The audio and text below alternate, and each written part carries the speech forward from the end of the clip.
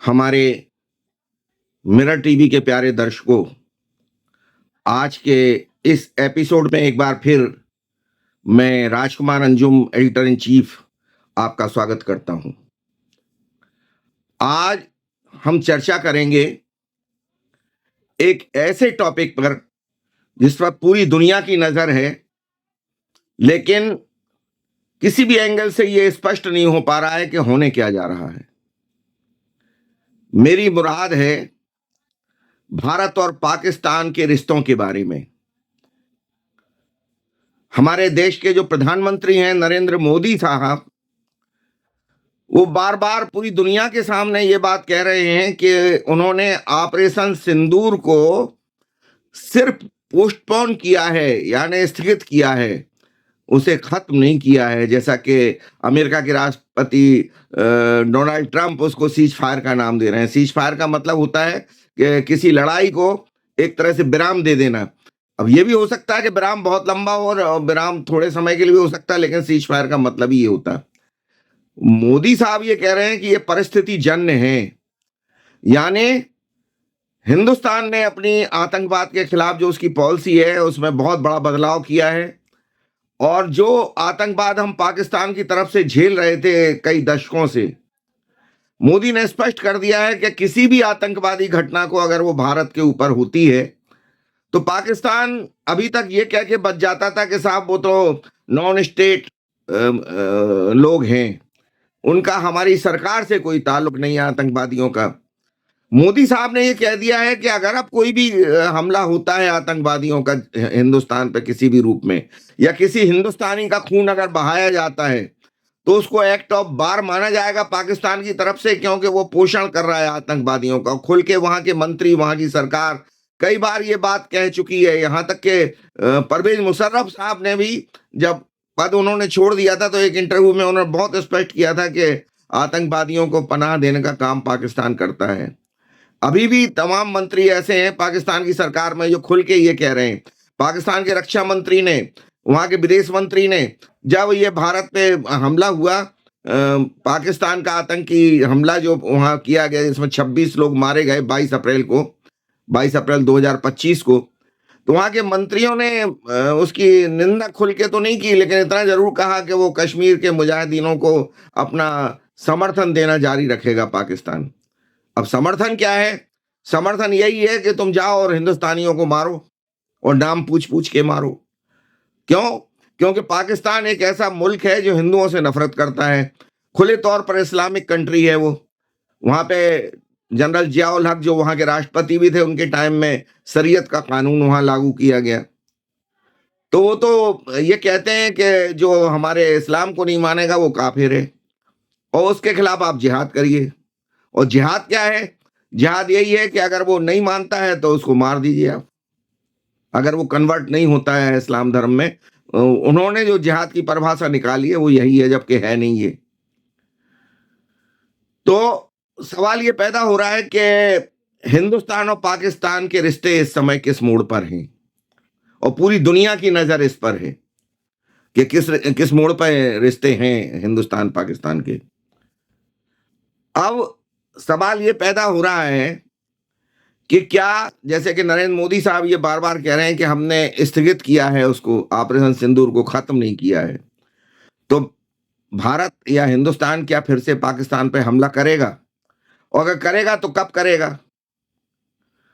तो तमाम दुनिया में जो इस बारे में जो चर्चाएं चल रही हैं, जो अटकलें चल रही हैं, या जिस तरह के समीकरण बन रहे हैं, उससे मिरर टीवी इस निष्कर्ष पर पहुंचा है कम से कम कि पाकिस्तान पर हिंदुस्तान का ये हमला, जो प्रस्तावित हमला है, ये इसी साल होगा, यानी 2025 में होगा। और एकदम अभी तो बिल्कुल नहीं होगा, 1-2 महीने 3 महीने के दरमियान। तो फिर कब होगा? मोदी जो है, मोदी एक ऐसी शख्सियत का नाम है जिनके बारे में कोई नहीं जानता कि वो कब क्या करेंगे। उनके अपने मंत्रिमंडल के सहयोगी भी नहीं जानते इस बात को। आप नोटबंदी के बारे में आपको मालूम होगा किस तरह से उन्होंने घोषणा की थी। तो जैसे आम पब्लिक को ये मालूम हुआ था कि नोटबंदी आज रात को 8 बजे से हो जाएगी, ऐसे ही वहां के मंत्री जो थे उनको भी यही मालूम हुआ, क्योंकि उन्होंने सबको वहां बुला लिया था कि कोई किसी तरह घपलेबाजी ना हो पाए। नोट बदले ना जा सकें। तो मोदी के बारे में ये बिल्कुल नहीं मालूम रहता कि मोदी क्या करेंगे और कब करेंगे, ये सिर्फ मोदी जानते हैं। और मोदी के मन को पढ़ना बहुत मुश्किल काम है। और मैंने, चूंकि ह्यूमन साइकोलॉजी को, एक तरह का एक हुनर है ये कि ह्यूमन साइकोलॉजी को पढ़ना, और वो काम मैंने किया है पूरी जिंदगी। तो मोदी की शख्सियत है और जो मोदी ने स्थगित करने की बात कही है, तो वो स्थगित बहुत लंबे समय तक नहीं रहेगा, ये आप मान लीजिए। तो फिर कब तक रहेगा? मोदी एक ऐसा माहौल क्रिएट करना चाहते हैं कि वो पाकिस्तान पे हमला भी करें, यानी कि आपने एक कहावत सुनी होगी हिंदुस्तान में कि जबर मारे और रोने भी ना दे, और पाकिस्तान अगर दुनिया के सामने जाके रोए भी तो कोई देश उसका समर्थन ना करे। यही वजह है कि जो प्रतिनिधि मंडल जो जिसमें विपक्ष के भी लोग थे और सरकार के भी लोग थे, और पूरी दुनिया के देशों में वो प्रतिनिधि मंडल भेजा मोदी ने, और उन्होंने जाके स्थिति स्पष्ट की कि पाकिस्तान क्या काम करता है, किस तरह से आतंकवादियों की शरण स्थली बना हुआ है, किस तरह से पोषण करता है आतंकवादियों का, और फिर उनका इस्तेमाल करके टेरराइज करता पूरी दुनिया को। तो इस समय अगर देखा जाए तो पाकिस्तान एक दुनिया का सबसे बड़ा आतंकवादी मुल्क है, और ऐसा मुल्क कि जिसके पास परमाणु हथियार भी हैं, और ऐसा मुल्क के जो अभी तक दुनिया में ऐसा कोई मुल्क नहीं है। परमाणु हथियार कई देशों के पास हैं, इजराइल के पास भी थे, लेकिन वो तो कभी नहीं कहा उसने कि हमारे पास है, और उसने एक भी बार ये नहीं कहा ईरान से युद्ध में कि हम परमाणु हथियार से मारेंगे तुम्हें। इनडायरेक्टली भले ही किसी ने कह दिया हो, लेकिन नेतन्याहू की तरफ से ये बयान कभी नहीं आया। लेकिन ईरान डरा हुआ था, और ईरान के विदेश मंत्री ने पाकिस्तान के एक जो उनके उप प्रधानमंत्री हैं इसाक डार साहब, उन्होंने कई ये किसी मीडिया वाले को सोशल मीडिया पे ये इंटरव्यू दे दिया था कि अगर इजराइल अगर ईरान पर अगर अगर वो परमाणु बम अगर हमला करता है परमाणु बम से, तो हम अपने परमाणु बमों से इजराइल पे हमला कर देंगे। और ईरान पहले से ही पाकिस्तान की तरफ उसका रुख हमेशा से रहा है, और वो उसका एक सहयोगी देश है। कहा तो ये भी जाता है कि अब्दुल कादिर साहब जो पाकिस्तान के, जिनके बारे में कहा जाता है कि अमेरिका से वो परमाणु बम बनाने की वहां वो काम करते थे, टेक्नोलॉजी चुरा के लाए, और फिर वो चुराने के बाद उन्होंने पाकिस्तान में गुपचुप तरीके से परमाणु बम बनाया, जिसके लिए चीन ने उनकी मदद की यूरेनियम देने में, और टेक्नोलॉजी में जहां कमी थी वो भी उनकी दूर की कमी। तो इस तरह से वो परमाणु बम बना लिया, और अब्दुल कादिर साहब को ये अच्छी तरह मालूम हो गया था कि परमाणु किस तरह से बनाया जाता है। ईरान की मंशा बहुत दिन से है परमाणु बम बनाने की, क्योंकि वो इस तरह से घिरा हुआ है चारों तरफ से, और इजराइल से खास तौर से उसे हमेशा खतरा रहता है। इसीलिए ईरान के नेता तो ये भी खुल के कह चुके हैं कि इजराइल को बिल्कुल खत्म कर देना है, इसको तो रहने का हक नहीं है धरती पर ऐसे देश को। तो वो परमाणु बम बनाना चाहता था, और ऐसा बहुत हंगामेदार खबरें चली थी कि अब्दुल कादिर साहब से परमाणु बम बनाने की टेक्नोलॉजी ईरान ने खरीद ली है। और पाकिस्तान एक ऐसा देश है जो हर सब कुछ बेचने को तैयार होता, वो तो अपने अपने आप को भी बेचने के लिए तैयार रहता। अभी क्या हुआ, अभी ट्रंप साहब ने पाकिस्तान के सेना प्रमुख आसिम मुनीर को जब बुलाया अपने डिनर पे, उनकी तो बड़ी किरकिरी हो रही थी वहां कि हमने बुलाया ही नहीं, अमेरिका ने साफ कह दिया था। लेकिन जब वो उनका इस्तेमाल करना चाहा अमेरिका ने, और ट्रंप ने उनको बुलाया, तो वो बिकने के लिए तैयार हो गया पूरी तरह से। उन्होंने कहा कि आप ईरान के खिलाफ खड़े होंगे, कहले साहब हम बिल्कुल खड़े होंगे, हमें आप अपनी जमीन देंगे, अपना समुद्री क्षेत्र देंगे, अपना बंदरगाह देंगे हम, ताकि ईरान पे हमला कर सकें, और अपनी जमीन देंगे ताकि हमारी सेना अगर जरूरत पड़ जाए तो ईरान पे वहां से हम प्रवेश करें हमले के लिए। तो वो सब पे तैयार हो गया। और अमेरिका ने यह भी कहा कि आप ये ईरान से और चीन जैसे देशों से दूरी बना के रखिए। उन्होंने कहा साहब बिल्कुल हम ये भी करेंगे। तो वो तो बिकने को तैयार रहता है, कटोरा लेके घूम रहा है। आपके अंदर कुव्वत है, अगर आपके अंदर पैसा, आपके पास पैसा है। ईरान को क्यों धोखा दिया पाकिस्तान ने? ईरान बेचारा एक ऐसा देश है कि जिसके पास अफराज से बहुत दौलत नहीं है।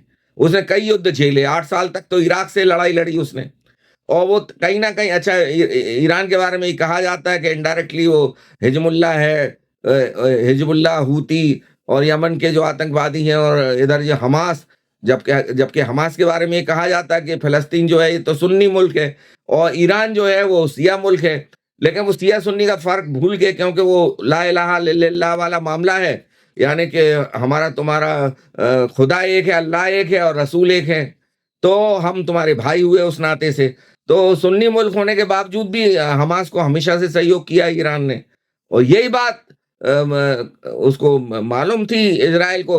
ये अगर 7 अक्टूबर 23 को अगर ये वहां के हमास के आतंकवादी अगर इजराइल पे हमला ना करते, तो इजराइल ऐसा देश नहीं है कि जो किसी देश पे अटैक करे, और ये उसने मजबूरी में किया, हमास पे किया हो, गाजा पे किया हो, या अभी ईरान पे किया हो, क्योंकि वो अच्छी तरह जान चुका था इस बात को कि कहीं ना कहीं इसमें पीछे से ईरान का रोल है, और वो सपोर्ट भी कर रहा है और हथियार भी दे रहा है, हमास को दिए उसने। तो ये पाकिस्तान भी हमेशा से ईरान की तरफ रहा, क्योंकि ये भी एक आतंकवादी देश है, और ईरान खुल के तो कभी आतंकवादी एक्टिविटीज में वो कहता है कि हम इन्वॉल्व नहीं है, लेकिन इनडायरेक्टली मदद करता है। यही वजह है कि जब ईरान से अभी लड़ाई हुई इजराइल की, तो हिजबुल्लाह ने और हूती और तमाम जो विद्रोही हैं उन्होंने हमला कर दिया, यहाँ तक कि हमास वालों ने भी कहा कि हम आपके साथ हैं, क्योंकि उन्होंने उनका साथ दिया था इनडायरेक्टली डायरेक्टली, जैसे भी आप समझें। तो आप समझिए कि ईरान और पाकिस्तान के रिश्ते कितने गहरे थे, यानी कि परमाणु बम बनाने की टेक्नोलॉजी, इस पे ये सारा विवाद हुआ, और ये दुनिया और खासतौर से अमेरिका और इजराइल बिल्कुल नहीं चाहते कि वो परमाणु बम बना ले ईरान। तो ये शुरुआत किसने की थी? ये शुरुआत तो की थी इसने पाकिस्तान ने, और बाद में कहीं ना कहीं चीन ने उसकी मदद करी यूरेनियम वगैरह प्रवर्धित करने में। उसको 400 किलो यूरेनियम बहुत ज्यादा होता है, जिसमें से 9 से 10 परमाणु बम बना सकता है इजराइल, अगर वो 150 किलो और अगर संवर्धित कर लेता, और टेक्नोलॉजी लगभग उसके पास है ही। और वही जो 14 वैज्ञानिक थे जो परमाणु बम बनाने की दिशा में काम कर रहे थे, वही तो मारे गए इजराइल के हमले में। 20 तो कमांडर मारे गए ईरान के सैन्य कमांडर, और 14 वैज्ञानिक मारे गए, और वैज्ञानिक वही थे जो परमाणु बम बनाने की दिशा में काम कर रहे थे। तो आप समझिए कि पाकिस्तान पे कितना भरोसा था ईरान को। और जब पाकिस्तान के किसी सोशल मीडिया चैनल पे ये वहां के मंत्री का बयान आया कि अगर इजराइल ने अगर अपना परमाणु बम अगर कभी, क्योंकि इजराइल के पास परमाणु बम है और ऐसा माना जाता है कि लगभग 100 परमाणु बम उसके पास हैं, और दुनिया ये बात जानती है, हालांकि वो इनकार करता है, क्योंकि उसे जरूरत है इजराइल को, क्योंकि वो चारों तरफ से 15-16 मुस्लिम कंट्रीज जो हैं वो सब उसके दुश्मन है एक तरह से, वो घिरा हुआ है। वो इस तरह से है इजराइल जैसे कि 32 दांतों के बीच में जीभ होती है हमारी, कब जीभ कट जाए आपकी और कहां से हमला हो जाए जीभ के ऊपर, यही स्थिति इजराइल की है। तो इजराइल ने ईरान ने उसको बहुत गंभीरता से लिया, और ये उसने एक बयान भी वहां के विदेश मंत्री ने दे दिया एक मीडिया चैनल को कि साहब अब तो पाकिस्तान की तरफ से भी, हमारा मित्र देश है पाकिस्तान, उसकी तरफ से भी ये बयान आ गया है कि इजराइल ने अगर परमाणु बम अगर फेंका तो हम इजराइल पे परमाणु बम फेंक देंगे। तो उसने ये कहा था वहां के विदेश मंत्री ने ईरान के कि हमारे पास भले ही अभी परमाणु बम नहीं है, लेकिन हमारे पास ऐसे लोग हैं हमारे हितैषी जो हमारी तरफ से हमला करेंगे परमाणु बम से। और ये बयान जब आया तो पाकिस्तान कहीं ना कहीं अमेरिका के दबाव में तो है ही, चीन का उतना दबाव नहीं है उस पर जितना अमेरिका दबाव डाल रहा है। अमेरिका की ये खूबी है कि अगर वो किसी देश को पैसा देता है या मदद देता है, इमदाद देता है, तो पूरी तरह अपने कंट्रोल में चाहता है उसको। और ये बात अमेरिका के साथ भी है। तो वो जो है वो तो हमेशा से ये चाहता था कि ये चीन के खिलाफ रहे पाकिस्तान। और अब की बार तो आसिम मुनीर को लंच पे बुला के अमेरिका के राष्ट्रपति ने ये भी कह दिया कि आप चीन से दूरी बना के रखो, और उत्तर कोरिया से दूरी बना के रखो, और ये ईरान से दूरी बना के रखो, इनके नजदीक क्यों जाते हैं आप। बाकी आपकी जो भी आपको जो डिमांड होगी आपकी वो होगा तो हम देंगे, आपको पैसा देंगे, हथियार देंगे, सब देंगे, और क्या चाहिए पाकिस्तान को। पाकिस्तान एक कटोरेबाज मुल्क है, तो ये तो बहुत बड़ी चीज है कि वो तैयार हो गया पाकिस्तान इसके लिए। और इस तरह से जो है समीकरण बदल दिए अमेरिका ने बिल्कुल। और वो जो मंत्री थे वहां के जिन्होंने स्टेटमेंट दिया था कि हम परमाणु बम फेंकेंगे इजराइल पे, उन्होंने बाद में पलटी लगा दी। वो कहने था हमने तो ऐसा कहा ही नहीं, और हम क्यों करेंगे, क्योंकि अमेरिका के प्रकोप से डर गए वहां के लोग। और अमेरिका पाकिस्तान के बारे में ये कहा जाता है कि पाकिस्तान की सरकार जो है वो 3A से डरती है हमेशा। तो 3A क्या है? 3A में एक तो आर्मी है वहां की, आर्मी से डरती है पाकिस्तान की सरकार, पता नहीं कब तक पलट कर दे। उसका जो कार्यकाल है पाकिस्तान का अब तक आजाद, जितना हिंदुस्तान का कार्यकाल है आजादी के बाद का उतना ही उसका भी है। तो आधे वक्त में वहां सेना का शासन रहा, और सेना कब तक पलट कर दे ये कह ही नहीं जा सकता कुछ भी। तो वो डरती है आर्मी से। तीसरा, वो अमेरिका से डरती है, पाकिस्तान की सरकार हमेशा से डरती आई है, और जो नहीं डरता है उसका हस आपने देख लिया। अभी इमरान खान साहब ने तो ये जब उनको हटा दिया गया सरकार से, तो उन्होंने तो खुल के ये कहा था कि इसमें अमेरिका का बहुत बड़ा रोल है, अमेरिका ने हमारी सरकार गिराई। तो अमेरिका कुछ भी कर सकता है। अभी बांग्लादेश में अमेरिका ने क्या किया ये सब जानते हैं, वहां की सरकार गिराने में भी अमेरिका का बहुत बड़ा रोल है, ये अब तो जाहिर हो चुकी है ये बात। तो पाकिस्तान की सरकार जो है अमेरिका से भी डरती है। और तीसरा जो है, वो तीसरा ए जो है वो अल्लाह है। वहां मजहबी लोग हैं, शरीयत का कानून है, तो अल्लाह से डरते हैं। अगर अल्लाह का खौफ उन्हें दिखा दिया जाए तो डरते हैं वो। क्यों? क्योंकि पाकिस्तान में अभी क्या, अभी देखिए आसिम मुनीर ने वहां वादा अमेरिका को कर दिया कि साहब हम आपकी मदद करेंगे, और उसके बाद ही अमेरिका ने जब वहां पे अटैक कर दिया अपने B-2 विमानों से, दुनिया के सबसे खतरनाक विमान है और जो सिर्फ अमेरिका के पास है, ईरान पे। तो पाकिस्तान की जनता ने एक तरह से विद्रोह कर दिया सरकार के खिलाफ, और तमाम कोसा उनको सरकार को, और तमाम बड़े बड़े प्रदर्शन हुए जिनकी तस्वीरें और जिनके वीडियोज आपने भी देखे होंगे तमाम चैनल्स पे। तो वो इसीलिए डरे कि भाई हमारा तो ला इलाहा इल्लल्लाह वाला रिश्ता है उनसे, ईरान से, और आपने ये क्या किया। तो वो अपनी सरकार की किरकिरी करी उन्होंने, अपने आर्मी की किरकिरी की। और अब ये बात बिल्कुल तय है कि वहां की आर्मी से डर कम हो गया है, क्योंकि इमरान खान की पार्टी ने और इमरान खान ने आर्मी के प्रति लोगों का डर कम करने का काम किया है। ये बहुत बड़ा काम किया।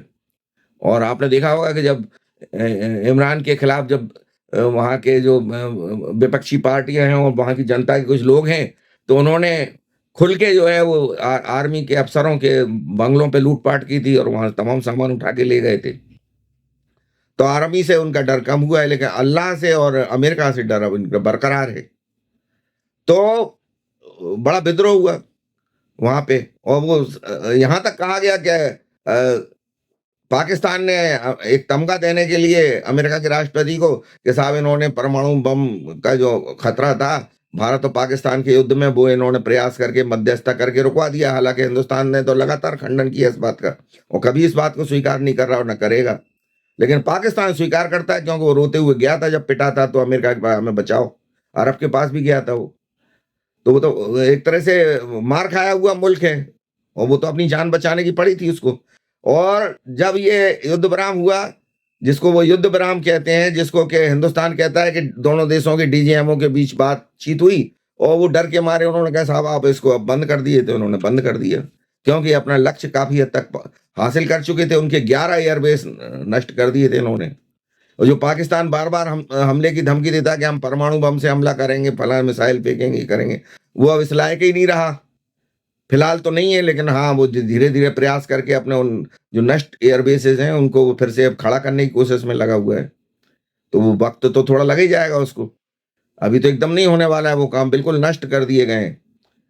तो इस समय हिंदुस्तान के पक्ष में सारे समीकरण हैं। अफगानिस्तान जो है, जो पाकिस्तान का कभी दोस्त हुआ करता था, उसका रुख, उसका रुझान अब हिंदुस्तान की तरफ है। पाकिस्तान पे तो वो चौतरफा हमले कर रहा है, क्योंकि इनडायरेक्टली और डायरेक्टली हमले इसलिए कर रहा है कि बलूचिस्तान जो खैबर पख्तूनख्वा जो पाकिस्तान का जो वहाँ बलूचिस्तान वाला क्षेत्र है, वो वहाँ पे अफगानी ज़्यादा हैं और पश्तो बोलने वाले लोग ज़्यादा हैं, तो वो अपना भाई मानते हैं उनको अफगानिस्तान के लोग। उस पर पाकिस्तान की आर्मी और पाकिस्तान की सरकार वहाँ जुल्म कर रही है, तो वो उनके साथ हैं। और इसी मुद्दे पर सबसे बड़ा उनका पाकिस्तान से विरोध है। और फिर कई बार धोखा दिया अफगानिस्तान को पाकिस्तान ने, अमेरिका का साथ दिया, कहीं किसी के साथ दिया, तो वो सब जानते हैं इस चीज को। और यही बात अब ईरान के साथ भी की पाकिस्तान ने, कि खुल के धोखा दिया। और ये जो B-2 जो विमान जो जिन्होंने क्लस्टर बम 13 गिराए हैं ईरान के 3 न्यूक्लियर ठिकानों पे, तो इसके बारे में अब तो ये बात बिल्कुल स्पष्ट हो गई है कि इन्होंने जो उड़ान भरी थी वो पाकिस्तान ने अपनी एयरबेस दिए थे, उसके लिए पाकिस्तान से उड़ान भरी इन्होंने। तो आप बताइए कि जैसे ईरान को आप भाई कह रहे हैं, ला इलाहा इल्लल्लाह का रिश्ता बता रहे हैं उससे, और उसी के खिलाफ आप अमेरिका को अपनी जमीन मुहैया करा रहे हैं ताकि वो उस पर हमला करे। तो ईरान में बहुत विरोध है इसका, जनता भी विरोध में है और सरकार भी विरोध में है। तो ईरान जो है पाकिस्तान डर रहा है कि कहीं ऐसा ना हो कि ईरान जो है हमारे ऊपर हमला ना कर दे, क्योंकि हमने दगा किया ईरान के साथ। इधर इधर पाकिस्तान को ये भी डर है कि इज़राइल के बारे में तो पाकिस्तान का रुख बहुत साफ है। वो तो कहता है कि हम तो उसको एक मुल्क ही नहीं मानते, देश ही नहीं मानते। और वो हमेशा विरोध करता है इज़राइल का, क्योंकि इज़राइल को वो कहता है कि ये हमारे भाइयों को मारता है, ये हमारे जो मुस्लिम कंट्रीज हैं आस-पास के, उन पे अटैक अक्सर करता रहता है और डराता रहता है उनको। तो इज़राइल के खिलाफ है पाकिस्तान। और इस बार उसने कुछ ज़्यादा ही बोल दिया। ये तो कहा था, ये तो बिल्कुल रिकॉर्डेड है चीज़, कि उसने कहा था कि हम परमाणु बम फेंकेंगे इज़राइल के ऊपर अगर ऐसा किया उसने। तो अब इनकार कुछ भी करते रहो तुम, लेकिन जो रिकॉर्ड हो गई, आजकल का दौर तो वो दौर है कि आप कुछ भी कहोगे, अगर रिकॉर्ड हो गया तो किसी और सबूत की ज़रूरत ही नहीं है। तो अब आप बताइए कि ऐसा देश, तो ईरान उसका खिलाफ रहेगा कि नहीं रहेगा? ईरान भी खिलाफ हो गया। और ईरान की तरफ से भी वहाँ की जनता कह रही है कि इस मुल्क को सबक सिखाओ, ये दोगला मुल्क है। और दोगले मुल्क को कभी बर्दाश्त नहीं करता ईरान, ये सब जानते हैं। जो उसके अपने लोग थे, जो मोसाद, जो इज़राइल की जो खुफिया एजेंसी है, उसकी मदद करते थे, कितने लोगों को उसने फांसी दे दी जब ये खुलासा हुआ इसके बाद से 10-12 लोगों को फांसी दे चुका हो, कई उसके कैद में हैं अभी। तो बिल्कुल बिल्कुल माफ करने के मूड में नहीं है कि आपने गद्दारी करी मुल्क से। और पाकिस्तान को भी वो माफ करने के मूड में नहीं, लेकिन इस समय ईरान जो है इस समय इस स्थिति में नहीं है कि वो पाकिस्तान पे हमला कर सके। वो अच्छा, वो चूँकि गरीब मुल्क है तो पाकिस्तान की मदद नहीं कर सकता वो आर्थिक तौर पे ज़्यादा, इसीलिए वो कभी सऊदी अरब की तरफ जाता है पाकिस्तान, कभी कतर की तरफ जाता है, कभी अमेरिका की तरफ जाता है। ईरान को वो कहता तो है कि हमारे भाई हैं ये, लेकिन उस तरह से रिश्ते निभाता नहीं है वो। तो ये बात ईरान अच्छी तरह समझ गया कि ये पैसे के मीत हैं ये लोग।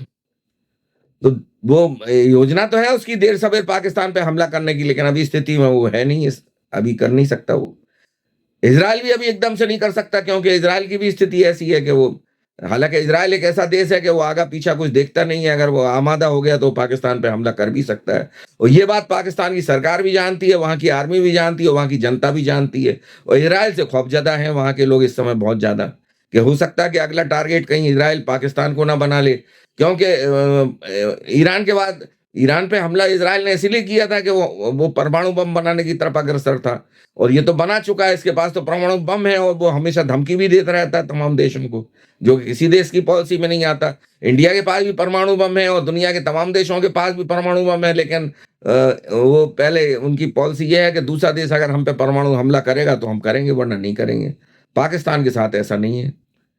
तो इधर इज़राइल का रुख जो है पाकिस्तान के खिलाफ है, ईरान का पाकिस्तान के खिलाफ है, अफ़गानिस्तान का पाकिस्तान के खिलाफ है, और इन तीनों देशों का रुख इस समय हिंदुस्तान के फ़ेवर में है। ये कहने की ज़रूरत नहीं है। जो थोड़ा भी समझ रखते हैं राजनीति और कूटनीति की, वो जानते हैं इस बात को कि हाँ है। और अब रह गया अमेरिका के, जो अमेरिका बार-बार ये पाकिस्तान को कहता है कि साहब हम आपकी मदद करेंगे। तो अमेरिका एक ऐसा देश है जो कभी किसी देश की मदद नहीं की, जिसने सिर्फ़ अपने स्वार्थ के लिए वो करता है जो कुछ भी करता है। पाकिस्तान के लिए भी उसने जो कुछ भी किया अपने स्वार्थ के लिए किया, क्योंकि वो अफ़गानिस्तान पे हमला करना था, उसको पाकिस्तान की ज़मीन चाहिए थी, वहाँ के एयरबेस चाहिए थे। अभी उसने पाकिस्तान से एक गोपनीय समझौता किया आसिम मुनीर के साथ, और आसिम मुनीर के साथ इसलिए किया ट्रंप ने, क्योंकि ट्रंप जानते हैं कि वहाँ की सरकार की कोई औकात ही नहीं है। जब परवेज़ मुशर्रफ थे और नवाज़ शरीफ वहाँ के प्रधानमंत्री थे, परवेज़ मुशर्रफ ने, नवाज़ शरीफ ये बार-बार कहते रहे और अभी भी कहते हैं कि साहब हमारी रज़ामंदी नहीं थी, लेकिन उन्होंने कारगिल किया। वो परवेज़ मुशर्रफ ने किया, और यही मुनीर कर सकते हैं। ये जो इस समय वहाँ के प्रधानमंत्री हैं, वो उनकी कोई औकात ही नहीं मानते। और आसिम मुनीर वो शख्स है कि जिसने जिस थाली में वो खाता है उसी में छेद भी कर देता है। आप ऐसे समझिए कि इमरान खान जब वो प्रधानमंत्री बने तो उन्होंने कई सीनियरिटीज़ को, कई मेजर जनरल्स की सीनियरिटी को दरकिनार करके इनको आसिम मुनीर को बना दिया था आर्मी चीफ।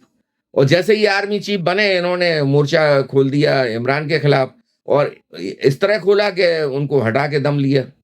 तो आसिम मुनीर तो वो शख्स है, वो दोगला शख्स है, वो तो किसी का कोई उस पे भरोसा कर ही नहीं सकता, ईरान भी नहीं कर सकता, और अपनी पाकिस्तान की जनता उस पे भरोसा नहीं करती, ये भी आपको बता दें। अमेरिका कैसे भरोसा कर लेगा? तो अमेरिका को तो अपना फौरी फ़ायदा दिख रहा था, और उसको लग रहा था कहीं अगर ये लड़ाई ज़्यादा छिड़ी तो हमें पाकिस्तान की ज़रूरत पड़ेगी, वहाँ के धरती की ज़रूरत पड़ेगी, वहाँ के एयरबेसेस चाहिए हमें पड़ेंगे, बंदरगाह चाहिए पड़ेंगे। तो क्योंकि ईरान की जो सीमा है वो पाकिस्तान से लगी हुई है। और अमेरिका इतनी दूर है कि वहां से वो कुछ कर नहीं सकता, तो अपने एक तो उसने युद्धपोत तैनात कर रखे हैं तमाम इस क्षेत्र में, और दूसरा वो पाकिस्तान की जमीन का इस्तेमाल करता है। अफगानिस्तान के समय भी उसने ऐसे ही किया था, क्योंकि उसको लगता था कि अफगानिस्तान ने छुपा रखा है ओसामा बिन लादेन को। हालांकि बाद में मालूम हुआ कि वो तो पाकिस्तान ने शरण दे रखी थी उसको। तो पाकिस्तान एक दोगला मुल्क है। तो अब इन तमाम बातों से इस समय अगर हिंदुस्तान ने पाकिस्तान पे हमला नहीं किया, तो फिर वो शायद ये ऐसा वक्त हिंदुस्तान के लिए कभी नहीं आएगा। और मोदी की खामोशी, मोदी की चुप्पी जो है बहुत कुछ कहती है। क्योंकि हमेशा आप याद रखिए कि जब हम अपने मुंह से बोलते हैं तो वो शब्द जो हमारे वो तो अपने होते हैं, लेकिन अगर हम मुंह से कुछ भी ना बोलें, खामोशी करें, तो खामोशी की जबान और भी गहरी होती है, उसमें बहुत कुछ राज छुपे होते हैं। वही मोदी की खामोशी में छुपे हुए हैं। तमाम विपक्षी पार्टियां मोदी पे ये इल्जाम लगा रही हैं कि साहब आपने जब सारा कुछ अच्छा चल रहा था और हमारी सेना हावी थी पाकिस्तान के, तो आपने कैसे ये ट्रंप ने जो हल्ला किया कि हमने युद्ध प्रारंभ करा दिया। अब जो भी हुआ बाद में मालूम पड़ा कि नहीं, उन्होंने नहीं कराया, लेकिन जो भी था, विपक्षी पार्टियां तो आज भी कहती हैं कि आपने एक तरह राहुल गांधी जो विपक्षी नेता हैं वो तो कह रहे हैं, संसद में विपक्षी नेता होने के बावजूद वो ये कह रहे हैं कि ट्रंप ने कहा कि नरेंद्र सरेंडर। और ये कोई मामूली बात नहीं है, ये विपक्ष का नेता कह रहा है, लेकिन सब जानते हैं कि सरासर झूठा आरोप है। राहुल गांधी तो चौकीदार चोर है का भी नारा लगा रहे थे, और ये भी कह रहे थे कि राफेल में खरीद में बहुत बड़ा भ्रष्टाचार हुआ, और बाद में सुप्रीम कोर्ट ने और तमाम जगह से वो उनको किरकिरी हुई, तो वो फिर वो वापस हो गए। तो सरेंडर तो करने की आदत राहुल गांधी की है, मोदी की नहीं है। मोदी कभी किसी देश के सामने या किसी व्यक्ति के सामने सरेंडर नहीं करता। लेकिन हाँ, मोदी की एक पॉलिसी है, जो लोग मोदी को नजदीक से जानते हैं, तो मोदी अपने दुश्मनों को किस्तों में मारता है, ये बिल्कुल तय कर लीजिए, आप जान लीजिए। अब मैं नाम नहीं लेना चाहूंगा, तमाम ऐसी विपक्षी पार्टियां हैं हिंदुस्तान में जो मोदी के खिलाफ थी, लेकिन आज वो किसी स्थिति में नहीं है, खामोश होकर रहेगा। चाहे वो अरविंद केजरीवाल हो, चाहे लालू यादव हो, चाहे वो साउथ के नेता हो, कोई मोदी के खिलाफ खुल के नहीं बोलता है, पीठ पीछे बयानबाजी करते रहते हैं। और ऐसी हालत कर दी मोदी ने उनकी कि वो अब किसी लायक ही नहीं बचे। तो मोदी उस शख्सियत का नाम है। पाकिस्तान की भी उसने अगर देखा जाए तो ऐसी ही हालत कर दी है कि वो किसी लायक नहीं है। बहुत डरा हुआ देश है पाकिस्तान इस समय, और पूरी दुनिया में जा जाके ये वहाँ जैसे इस तरह से भारत ने प्रतिनिधिमंडल अपने भेजे ये बताने के लिए कि पाकिस्तान एक आतंकी देश है, इसी तरह से पाकिस्तान ने भी प्रतिनिधिमंडल भेजे, और वो प्रतिनिधिमंडल तमाम देशों में गए, और वहाँ पे विरोध हुआ उनका, किसी ने उनको गंभीरता से नहीं लिया। बिलावल भुट्टो अमेरिका गए, तो वहाँ के अमेरिका के लोगों ने और वहाँ की सरकार ने उनको बिल्कुल भाव नहीं दिया, और यही कहा कि आप तो खुद आतंकवाद फैलाते हैं, आप कैसे हमसे हमदर्दी चाहते हैं, कैसे किस तरह चाहते हैं। तो पाकिस्तान एक ऐसा देश है, और मोदी अच्छी तरह से माहौल को देख रहे हैं और समझ रहे हैं कि वो हम करें और तो क्या करें और कब करें। तो मोदी के मन में जहां तक मैं समझता हूं कि योजना ऐसी चल रही है कि दिवाली के आसपास पाकिस्तान पे हमला कर दिया जाए, और वो हमला ऐसा नहीं होगा जैसा अभी किया था। वो हमला ऐसा होगा कि जो रही सही कसर है पाकिस्तान की, वो कमर तोड़ने का काम मोदी सरकार करने वाली है, और यहाँ की आर्मी करने वाली है। क्योंकि आर्मी को अभी तो रोक दिया इनडायरेक्टली, अगर देखा जाए। वैसे तो मोदी ने पूरी छूट दी थी, लेकिन फिर मोदी की तरफ से ही जब डीजीएमओ स्तर से डीजीएम बात तो आप समझिए कि आर्मी स्तर से ही हुई थी, हमला रोकने की बात मोदी ने नहीं कहा था। लेकिन फिर से अगर वो मोदी जो है उनको निर्देश देते हैं आर्मी को, और ये कहते हैं कि आप आजाद हैं, आप करिए जो भी करना है, तो आर्मी तो करेगी अपना काम। तो अब ये दिवाली के आसपास मोदी के दिमाग में शायद ये चल रहा है कि एक ऐसा मौका हिंदुस्तान की आवाम को, हिंदुस्तान की जनता को दिया जाए कि दिवाली के जश्न के साथ साथ वो एक पाकिस्तान पे जीत का जश्न भी मना सकें। और पाकिस्तान पे जब जीत होती है तो यहाँ की जनता जश्न मनाती है, सब जानते हैं। यहाँ तक के क्रिकेट की भी जीत होती है तो भी जश्न मनाती है। लड़ाई तो बहुत बड़ी है, युद्ध तो बहुत बड़ी चीज है। तो ये बिल्कुल तय लग रहा है कि इस साल, अच्छा चूंकि वो किस्तों में मारने की मोदी की फितरत है, तो एक किस्त तो पूरी हो गई, पाकिस्तान कमर तोड़ दी गई, एक तिहाई हिस्सा कम से कम उसका बर्बाद कर दिया गया। अभी कम से कम 10-20 साल लग जाएंगे पाकिस्तान को। उनका पानी रोक दिया तो साले भूखों मरने की स्थिति में है। वहां के जो नेता हैं वो तमाम गीदड़ भपकियां दे रहे हैं कि अगर आप वहां पानी बहाल नहीं करेंगे, अगर सिंधु समझौते को, जल समझौते को, हम हमला कर देंगे आप पे। लेकिन हमला करने की स्थिति में है ही नहीं वो भी जानते हैं। और पाकिस्तान हमेशा वो कहता है जो वो करने की स्थिति में होता ही नहीं है। वो कह रहा था कि हम परमाणु बम फेंकेंगे इंडिया पे, इंडिया ने उसके 11 एयरबेस तबाह कर दिया। अब कहां से फेंकोगे आप? अब आपके मिसाइलें जब वहां से उड़ान नहीं भर सकती, हवाई जहाज आपके आपके चौपट कर दिए गए, कहां से फेंकोगे आप? तो ऐसा कर दिया मोदी ने कि आप कर भी नहीं सकते, और ये अभी वक्त लगेगा उनको बनाने में, वो सब स्ट्रक्चर को फिर से खड़ा करने में। तो जब वक्त लगेगा तो उस वक्त का इस्तेमाल मोदी करना चाहते हैं। और देखिए, एक बहुत बड़ी बात और बता दें कि मोदी ने ये प्रतिनिधिमंडल भेज-भेज के पूरे दुनिया के देशों को अपने फ़ेवर में किया। दोहा, कतर, सऊदी अरब, ये तमाम देश जो कहीं सॉफ्ट कॉर्नर थोड़ा बहुत जिनका पाकिस्तान के प्रति था, उनको बताया गया कि साहब ये हरकतें हैं, ये करतूतें हैं पाकिस्तान की। वो भी खिलाफ हो गए। कई मलेशिया जैसे कई देश तो ऐसे हैं कि जिन्होंने हिंदुस्तान की निंदा की थी इस एयर स्ट्राइक के लिए, लेकिन बाद में उन्होंने अपना वापस ले लिया बयान कि नहीं साहब, आपने बिल्कुल ठीक काम किया, और पूरी दुनिया ने ये कहा हिंदुस्तान से कि आपने बिल्कुल ठीक किया, और जो आपकी जगह कोई और मुल्क अगर होता, कोई और देश होता, वो यही करता जो आपने किया। तो इस समय बहुत अच्छी स्थिति में इंडिया पाकिस्तान के साथ देने के लिए कोई तैयार नहीं है दुनिया का देश। और अब बात आती है अमेरिका की, कि अमेरिका, आप कहेंगे कि साहब अमेरिका तो सपोर्ट कर रहा है उनको, बिल्कुल नहीं कर रहा है। असल में अंदर खाने की बात यह है कि अमेरिका भी चाहता है कि हिंदुस्तान और पाकिस्तान की लड़ाई हो जाए, और बड़ी लड़ाई हो जाए। चीन भी चाहता है। और क्यों चाहता है? क्योंकि हिंदुस्तान बड़ी तेजी से बढ़ती हुई अर्थव्यवस्था है इस समय दुनिया में। जब मोदी को शासन मिला था 2014 में, तो हम 11वें नंबर की, हिंदुस्तान 11वें नंबर की अर्थव्यवस्था था। उसके बाद 5वें नंबर की अर्थव्यवस्था बना, और अभी सबको पछाड़ के, जापान को पछाड़ा उसने, तो चौथे नंबर की अर्थव्यवस्था बन चुका है। और मोदी का ये वादा है कि हम 2029 से पहले तीसरी अर्थव्यवस्था बना के दिखाएंगे। और ये करना बहुत मुमकिन है, क्योंकि दुनिया की तमाम संस्थाएं ये कह रही हैं कि ये हिंदुस्तान ऐसा कर सकता है। उसकी जो जीडीपी की ग्रोथ रेट है, और जो विकास जिस तरह से हो रहा है हिंदुस्तान में, तो वो तो करेगा। तीसरे नंबर का मुल्क बिल्कुल बन जाएगा वो। तो ना तो अमेरिका चाहता है कि हिंदुस्तान तीसरे नंबर का मुल्क बने, ना ब्रिटेन चाहता है, ना फ्रांस चाहता है, और ना चीन चाहता है, और कोई भी देश नहीं चाहता है अगर देखा जाए तो। क्यों चाहेगा? और ये तभी मुमकिन है जबकि हिंदुस्तान को युद्ध में उलझा दिया जाए। किसी भी देश को आजकल जो युद्ध होते हैं, ऐसे नहीं होते कि ज़मीनी लड़ाई जैसे पहले होती है, रही है पहले।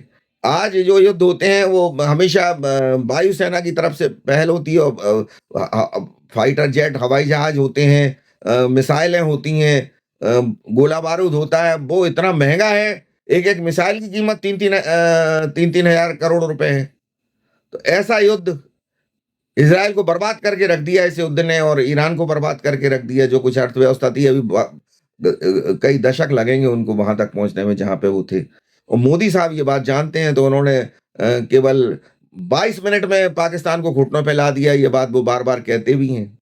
और फिर उसके बाद में डीएमओ की जब बात हुई, और वो ये हुआ कि साहब आप रोक दीजिए, हम लोगों को तो रोक दिया गया, क्योंकि अपना टारगेट उन्होंने पा लिया था। कोई लंबा युद्ध छेड़ने में कोई फायदा नहीं है किसी मुल्क का। इसमें ऐसा युद्ध है, बहुत महंगा युद्ध है, और जमीनी लड़ाई तो बहुत बात की चीज है, सबसे पहले यही होता है, और ये बहुत महंगा युद्ध है।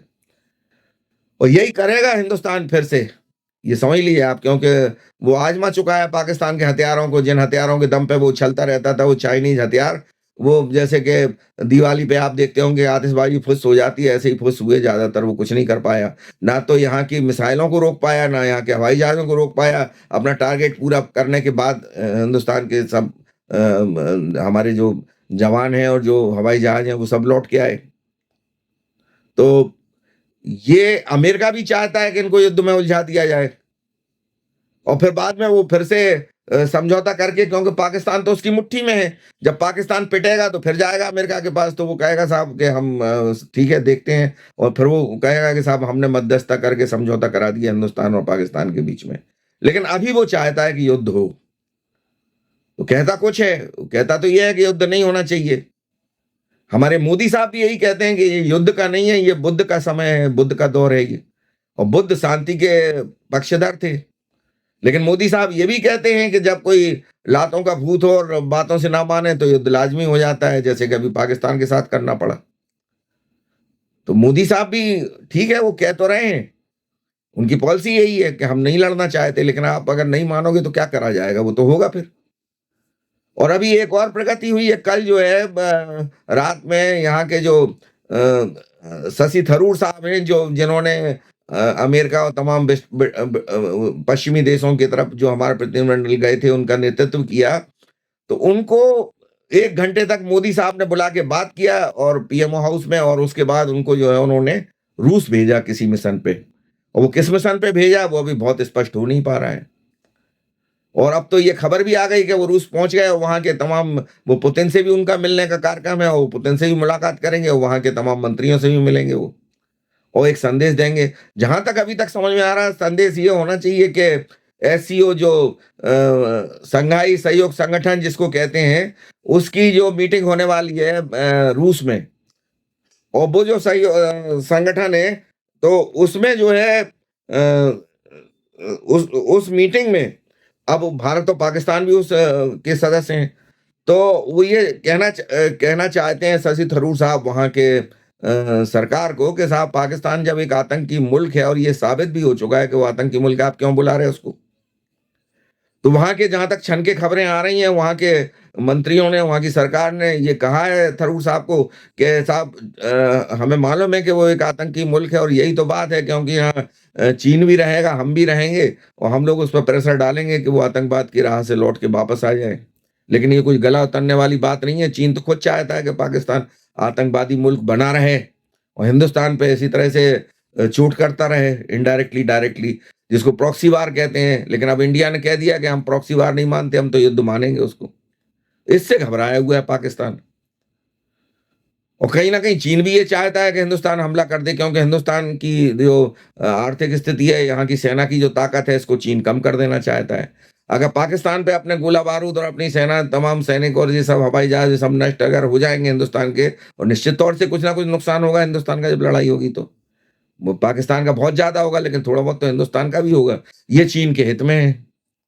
तो चीन भी चाहता है, अमेरिका भी चाहता है, और मोदी साहब भी यही बात चाहते हैं कि ऐसा मौका फिर नहीं मिलेगा, क्योंकि ईरान भी हिंदुस्तान के साथ, इजराइल भी हिंदुस्तान के साथ, और ये अफगानिस्तान भी हिंदुस्तान के साथ, जो कि आंख बंद करके पाकिस्तान का समर्थन करते थे। और तुर्की जो है, जिसने पाकिस्तान का साथ अभी दिया था, वो अब डरा हुआ है, क्योंकि उसकी बहुत बड़ा नुकसान हो गया। जिस तरह से हिंदुस्तान ने उसके साथ जो व्यापार का जो समझौता था, तमाम वो निरस्त किए, यहाँ के उद्योगपतियों ने निरस्त किए, वो बहुत घबराया हुआ है तुर्की। तो हमें नहीं लगता कि अब उस तरह से खुल के आएगा। बहुत गलती उसने कर दी थी, अब वो गलती नहीं करेगा तुर्की। तो अब पाकिस्तान के साथ है कौन? और अगर नहीं है तो ऐसे तनहा पाकिस्तान को मारने का जो अवसर है, तो क्यों ना मारा जाए, क्यों ना उसकी ऐसी कमर तोड़ दी जाए। ये मोदी साहब जानते हैं। वहां की संसद में अभी मैं एक दिन वहां की संसद की कार्रवाई देख रहा था, जिस तरह से हमारे यहाँ लाइव होता है, उनके यहाँ भी लाइव होता है। तो वहां की संसद में ये कहा जा रहा था कि ये मोदी अजीब पागल आदमी है, इसका पता ही नहीं पड़ता कब क्या करेगा। तो वो डरे हुए हैं कि ये कब हमला कर देगा, ये कुछ पता ही नहीं है। वहां के नेता डरे हुए हैं, और नेताओं के बार बार बयान आ रहे हैं वहां के मंत्रियों के साथ पाकिस्तान पे हमला करने वाला है हिंदुस्तान। हालांकि अभी कोई ऐसा कहीं दुनिया में दिखाई नहीं दे रहा है कि ऐसा कोई रणनीति हिंदुस्तान बना रहा है। लेकिन अगर वो डर रहे हैं उस तरह से, तो इसका मतलब ये है कहीं ना कहीं अंदर खाने हिंदुस्तान की ऐसी रणनीति है, जिसको वहां की खुफिया एजेंसी जो है आईएसआई, उसने खबर दी है पाकिस्तान को और वहां की आर्मी को कि हिंदुस्तान एक रणनीति पे काम कर रहा है, और वाकई कर रहा है वो। तो अब आप समझिए कि ये जो हिंदुस्तान की जो रणनीति है, और हिंदुस्तान जो है ये करने वाला है, तो अब कौन रोकेगा? आप बताइए, इसको कौन रोक सकता है? और एक बात और आपको बता दें कि जो पाकिस्तान बार बार परमाणु हथियार की धमकी देता है हिंदुस्तान को, तो हिंदुस्तान ने उसको उसकी औकात बता दी। एक तो उसने उसकी एयरबेस तबाह कर दिए जहां से वो परमाणु हमला कर सकता था, फिलहाल अभी तो नहीं कर पाएगा।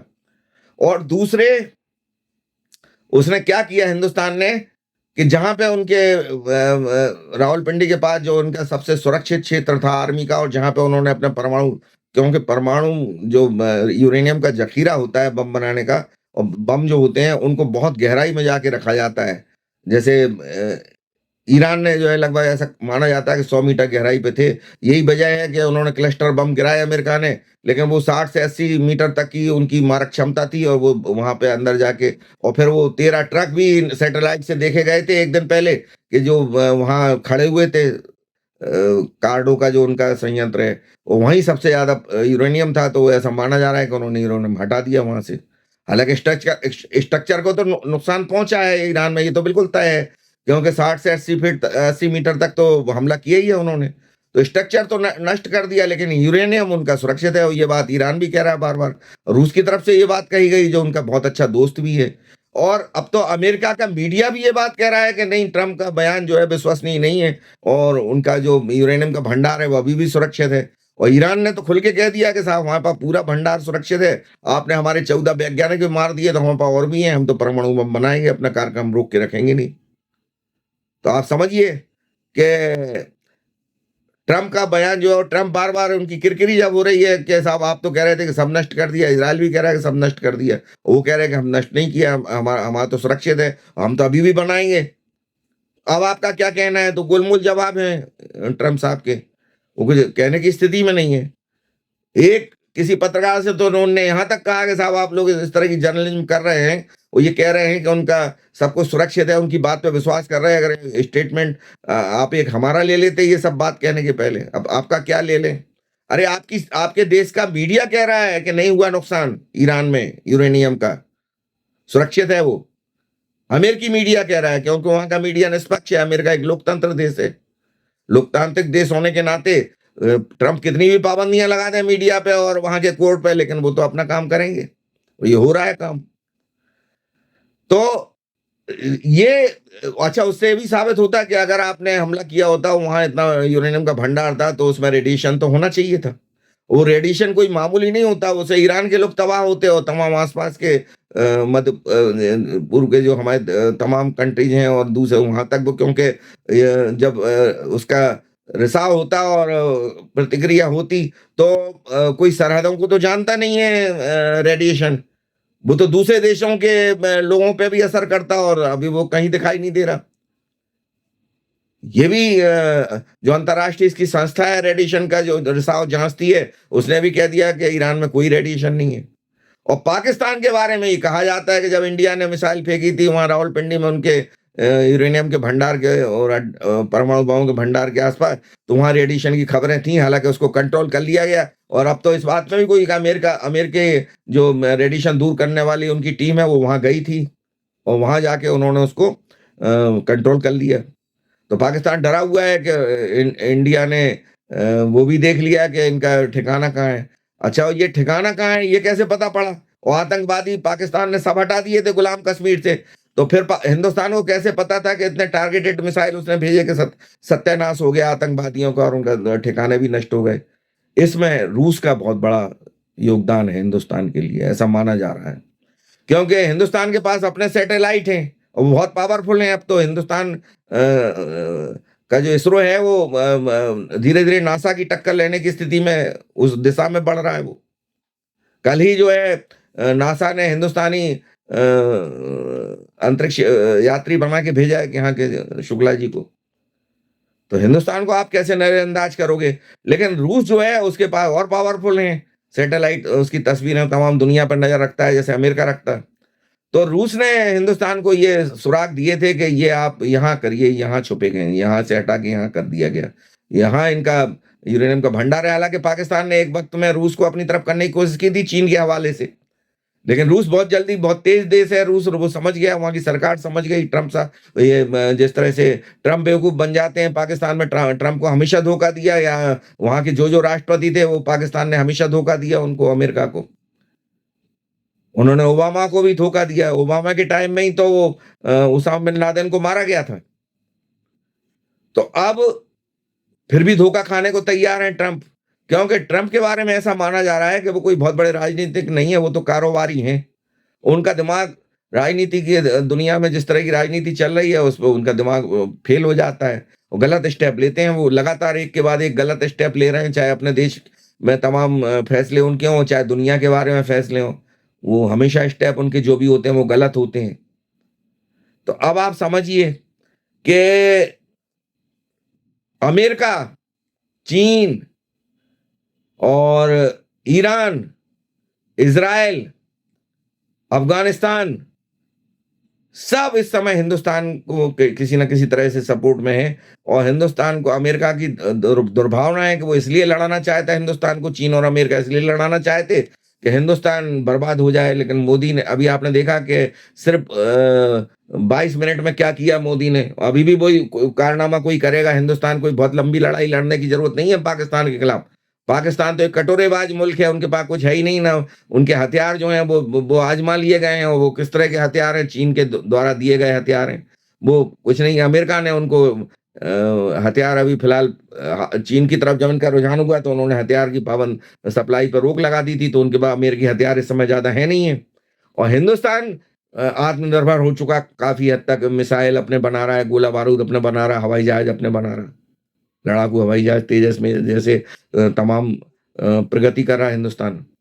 तो आप समझिए कि हिंदुस्तान कितना पावरफुल है इस समय, कि पूरी दुनिया थर्राई हुई है। चीन भी घबरा गया, जो ब्रह्मोस मिसाइलों ने और आकाश तीर से जो निशाने साधे गए, और जो S-400 जो रूस का जो प्रणाली है हिंदुस्तान के पास, कि दूसरे देश की मिसाइलों को, उनके हवाई जहाजों को तबाह करने की, अटैक करने के पहले ही, वो इस समय किसी के पास नहीं है। चाइना ने जो अपनी प्रणाली दी थी वो फेल हो गई पाकिस्तान में, वो रोक ही नहीं पाया। हिंदुस्तान की मिसाइलों ने लगातार वहां पे हमले किए, वो कुछ नहीं कर पाया पाकिस्तान, उनके फाइटर जेट कुछ नहीं कर पाए। तो आप ये बिल्कुल तय मान लीजिए कि हिंदुस्तान का हमला वहां होने वाला है, और मोदी साहब जो है किस्तों में पाकिस्तान को मारने की योजना बना चुके हैं। विपक्षी पार्टियां कुछ भी कहती रहें, लेकिन मोदी अपने पत्ते खोलते नहीं है। विपक्षी पार्टियां तो साफ कह रही हैं कि आपने साहब वो हमारी सेना को उस समय रोक दिया जबकि वो जीत की स्थिति में थी। अरे जीत की स्थिति में थी तो वो तो दोबारा से भी हम परिस्थितियां पैदा कर सकते हैं। एक बार में नहीं लड़ाई लड़ना चाहते लंबी, ताकि दुनिया हमारे पर उंगली उठाए। हम तो किस्तों में मारेंगे। वो किस्तों में मारने का काम और वो योजना मोदी साहब के दिमाग में महफूज है, और वो आप 80-90% इस बात को तय मानिए कि इस साल के अंत तक हिंदुस्तान फिर से हमला करेगा पाकिस्तान पे। और इसलिए करेगा, कोई ना कोई बहाना मिल जाएगा हिंदुस्तान को, क्योंकि पाकिस्तान के नेता, वहां की सरकार, वहां के आर्मी चीफ मान कहाँ रहे हैं। वो तो कुत्ते की दुम की तरह से हैं, कुछ ना कुछ ऐसी बयानबाजी करते रहते हैं कि जिसका बहाना हिंदुस्तान को मिल जाएगा और हिंदुस्तान अटैक कर देगा। तो आप ये बिल्कुल तय मानिए कि हमला तय है, और हिंदुस्तान एक बहुत दुनिया जो है जिस तरह से उसने 2025 में, और हालांकि 2 साल पहले से चल रहा है ये, कि रूस का यूक्रेन का युद्ध जो है वो अब 2 साल होने वाले हैं। इधर पे 7 अक्टूबर 2023 को हमास ने जो हमला किया था, तो हमास की और इजराइल की लड़ाई देखी, फलस्तीन की और इजराइल की लोगों ने, दुनिया के लोगों ने। और उसके बाद अब ईरान से ही लड़ाई देखी, हिजबुल्लाह लेबनान से देखी। तो एक और युद्ध का गवाह बनेगी दुनिया इस साल 2025 में, अंत तक, इसके 2025 के अंत तक, और वो युद्ध होगा हिंदुस्तान और पाकिस्तान का युद्ध। तो ये आकलन जो है, ये आप इसको हल्के तौर पर मत लीजिए। ये मिरर टीवी का अपना आकलन है, और इसके लिए हमने, ऐसे ही नहीं है, इसके लिए हमने तमाम तथ्य जुटाए और समीकरण देखे हैं दुनिया में जो बन रहे हैं, बिगड़ रहे हैं इस समय। और जो थरूर साहब को उन्होंने भेजा, ये भी मुमकिन है कि वो रूस को अपने विश्वास में लेना चाहता है हिंदुस्तान, क्योंकि ये बातें टेलीफोन पर नहीं होती हैं आजकल, इंटरसेप्ट हो जाते हैं तमाम दुनिया भर की चीजें आजकल। खतरा है, इसलिए वहां के पुतिन जो राष्ट्रपति हैं, वहां से मिलके हिंदुस्तान अपना मंतव्य हो सकता है कि जाहिर करना चाहता हो। और जो सहयोग एससीओ जो है, संघाई सहयोग संगठन, उसमें पाकिस्तान की किरकिरी करना चाहता है हिंदुस्तान, इसलिए एक माहौल बनाने के लिए भेज दिया। हिंदुस्तान तो पाकिस्तान की किरकिरी जहां भी, जिस देश में भी मौका मिलता है वहां कर रहा है, और वो कामयाब भी है। और पाकिस्तान ने भी ऐसा करने की कोशिश की, लेकिन उसे कहीं कामयाबी नहीं मिली। तो हमारी सरकार, हमारी मोदी सरकार और विपक्ष जो है हिंदुस्तान का अगर जिम्मेदार होता, जैसे कि ईरान, जैसे कि इजराइल, वहां क्या विपक्ष नहीं है, लेकिन उसका जो विपक्ष है उसने इस हमले में अपने अपने देश की जो लड़ाइयां हुई, अपने सरकार का साथ दिया। हिंदुस्तान का ऐसा नहीं है, वो सबूत मांगते हैं साहब, एयर स्ट्राइक के सबूत दिखाइए आप। तो लानत है ऐसे विपक्ष पे। जो मोदी की भावना है इंडिया फर्स्ट, और वो विपक्षी भावना है, आप देखिए कि विपक्ष की भावना क्या है। उन्हें एन के एन प्रकार सत्ता दिख रही, किसी तरह से हम जनता को गुमराह करके सत्ता में आ जाएं, और वो अभी मुमकिन नहीं है, वो तो हो ही नहीं पाएगा। तो विपक्ष की सहयोग नहीं होने के बावजूद मोदी कामयाब है। क्यों? क्योंकि मोदी को आध्यात्मिक पावर है मोदी के पास। मोदी 4-5 साल हिमालय की कहाँ गुफाओं में रहा, कैसे रहा, आज तक वो रहस्य नहीं खुल पाया। और अध्यात्म मोदी के अंदर कूट-कूट के भरा है, क्योंकि उसका जो ऑरा है मोदी का, उसके चेहरे पे आप अगर गौर से देखें, तो एक अलग तेज है, जो किसी विपक्षी नेता के चेहरे पे नहीं है। राहुल गांधी का आप चेहरा देख लीजिए, बुझा-बुझा रहता है हमेशा। और मोदी साहब का चेहरा आप देख लीजिए, वो कहते तो कुछ नहीं है, लेकिन एक कॉन्फिडेंस हमेशा रहता है उनके चेहरे पे। तो वही कॉन्फिडेंस लेकर वो हमला करने वाले हैं, और बिल्कुल तय मानिए कि हमारी जीत भी निश्चित है। अगले फिर किसी एपिसोड में हम बहुत जल्द मिलेंगे आपसे। तब तक के लिए नमस्कार। और आपने इतना वक्त दिया हमारे इस चैनल को, आप मिरर टीवी का जो हमारा नेटवर्क का हमारा जो चैनल है, इसको आप सब्सक्राइब कीजिए, लाइक कीजिए, अपने दोस्तों को व्हाट्सएप के माध्यम से और इंस्टाग्राम के माध्यम से, जैसे भी आप भेज सकते हो ये रिपोर्ट्स, क्योंकि यूनिक रिपोर्ट्स होती हैं, और उनका भी लाभ होगा, आपका भी लाभ होगा, और हमें भी फायदा होगा। हमें आपके सहयोग की जरूरत है। बहुत बहुत धन्यवाद। फिर से मिलते हैं अगले एपिसोड में। थैंक्स।